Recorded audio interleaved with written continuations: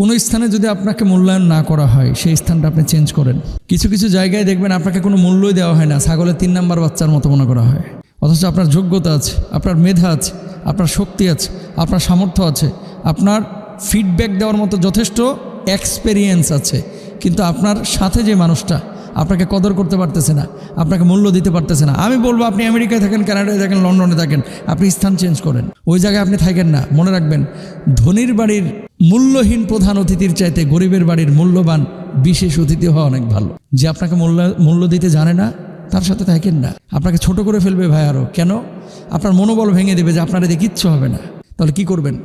যেখানে আপনি মূল্য পাবেন সেখানে যান, আলহামদুলিল্লাহ ভালো ফলাফল পাবেন। আর মনে রাখবেন যে পৃথিবীর কোনো মানুষ কিন্তু আপনাকে এভাবে ধাক্কা মেরে উপরে তুলে দেবে না। ধাক্কা মেরে উপরে তোলার চাইতে টাইনে ধরে নিচে নামানোর সংখ্যা অনেক বেশি। তাহলে আপনি উঠবেন কিভাবে? তাওয়াক্কুলটা আল্লাহর উপরে হবে, চেষ্টাটা আমার পক্ষ থেকে হবে, প্রতিদান আল্লাহর পক্ষ থেকে।